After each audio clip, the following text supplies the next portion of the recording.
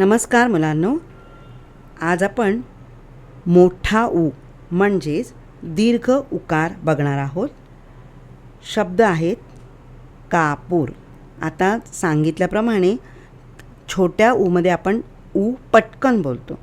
याच्यामध्ये ऊ आपल्याला खेचायचं आहे. कापूर. तराजू. तराजू असं नाही म्हणायचं आहे. तराजू. कापूस. शूर. राघू. खूप. मूग. बूट. नूर. खूण. आता मी पुन्हा यांचे अर्थ सांगते. कापूर. कापूर आपण पूजेसाठी वापरतो बघा, देवासमोर लावतो, त्याची आरती करतो. आरती करताना तो कापूर पेटवला जातो. तराजू. तराजू भाजीवाल्याकडे वजनाचा काटा असतो बघा, त्याला म्हणतात तराजू. कापूस म्हणजे कॉटन, आपण दिवा लावताना कापसाचा उपयोग करतो. शूर म्हणजे हुशार. राघू. राघू म्हणजे पोपट. खूप म्हणजे जास्त. मूग. मूग हे कडधान्य आहे, पल्सेस. बूट शूज. नूर हे एका मुलीचं नाव आहे. खूण म्हणजे डॉट. आता मात्रानुसार शब्द. हे शब्द समजले तुम्हाला. आता मी मात्राही लिहिलेल्या आहेत आणि त्यावरून मी शब्दही लिहिलेले आहेत. कला एक काना का. कला मोठा उकार किंवा दीर्घ उकार कू. काकू. कला एक काना का. पला मोठा उकार रू. पू र. कापूर. र. बला मोठा उकार बू. टरबूज. फला उकार फू. बला एकाना बा.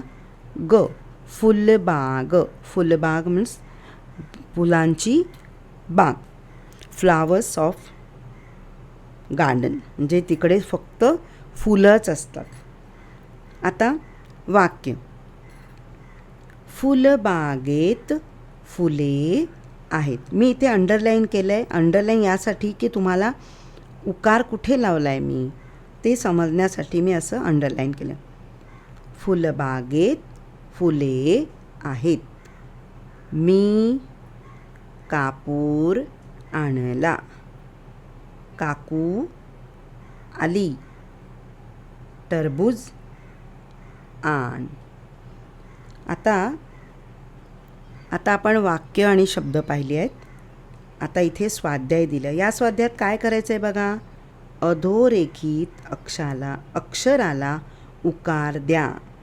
म्हणजे ज्या शब्दाखाली तुम्हाला ज्या अक्षराखाली अंडरलाईन केली आहे तिथे तुम्हाला मोठा उकार द्यायचा आहे, म्हणजे दीर्घ उकार द्यायचा आहे. का पर म्हणजे इथे पला आपण उकार देऊया. कापूर.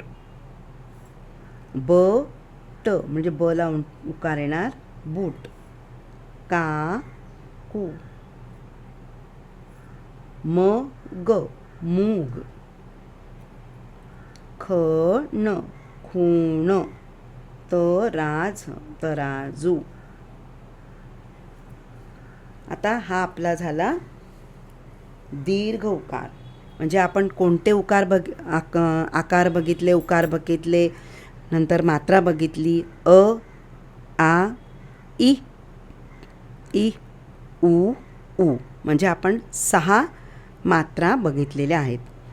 अजून पुढेही बघायचे, पण सध्या हे बघितलं. याच्यावर हा जर ऊचा व्हिडिओ तुम्हाला समजला असेल तर तुम्ही लाईक करा, शेअर करा, सबस्क्राईब करा. आणि काही प्रश्न असतील, उकार एखादा नाही समजला तर कमेंट्स करा. थँक्यू.